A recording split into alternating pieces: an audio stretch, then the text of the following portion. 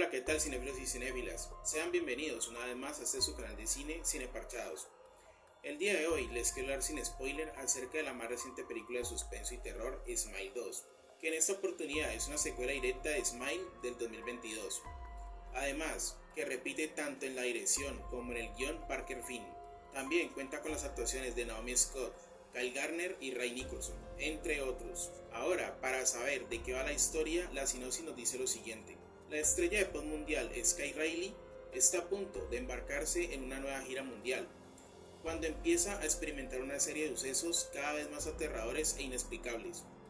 Angustiada por la espiral de horrores y la abrumadora presión de la fama, Sky tendrá que enfrentarse a su oscuro pasado para recuperar el control de su vida antes de que sea demasiado tarde.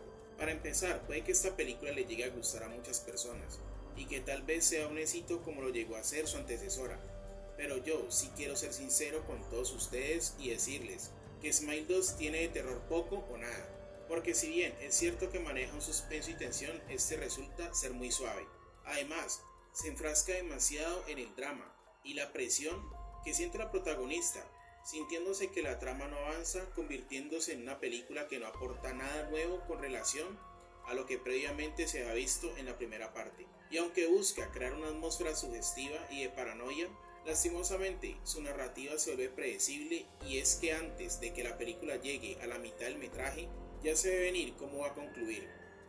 Lo que puedo rescatar es la actuación de Naomi Scott, quien sin duda se compromete con su personaje, siendo ella la que carga con el peso de la película, logrando realizar un buen trabajo con lo que le dan, por lo que siento que la interpretación transmite la angustia, la soledad, la desesperación y la desesperanza, siendo en definitiva un personaje que funciona.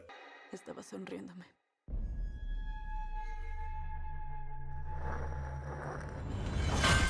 Algunas de las escenas pueden llegar a ser interesantes, pero al ser un metraje tan largo llega a cansar, y es que en parte al surgir de un cortometraje necesita relleno para sostenerse lo suficiente, pero el ritmo resulta ser lento.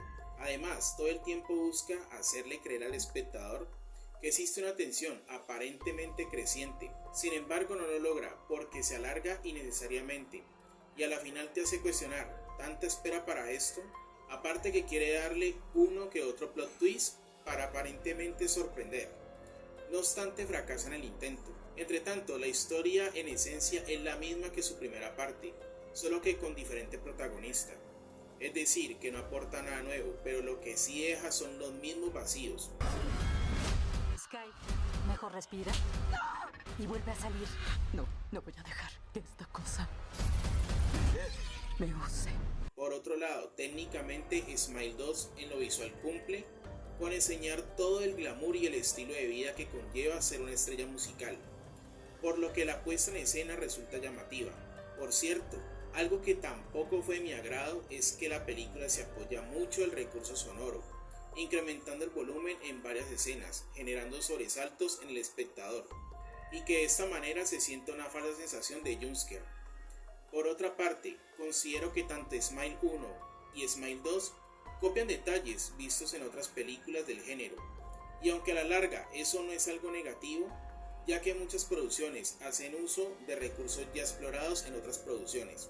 Lo que sí espero es que al menos aporten algo significativo e importante para que la narración se desarrolle de mejor manera.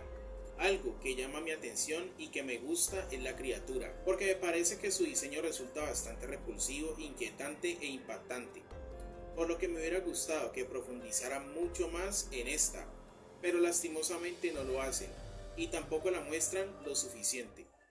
Sigo viendo esa cara en todas partes. En general, esta película para mí no vale la pena, y puede que tenga potencial, pero termina por ser una producción más del montón, y fácilmente olvidable, y es que no hay que confundir la calidad técnica que tiene para afirmar que es una buena película de terror, ya que con esto no le alcanza ni es suficiente. Por eso yo a Smile 2 le doy una calificación generosa de 5 sobre 10. Aprovecho para decirte que si te gustan las películas, te invito a suscribirte y activar las notificaciones para que así no te pierdas ninguno de los siguientes Recuerda darle me gusta a este video, ya que tu apoyo es muy importante para el crecimiento del canal. Te agradezco que hayas llegado hasta el final, así que sin más, hasta la próxima.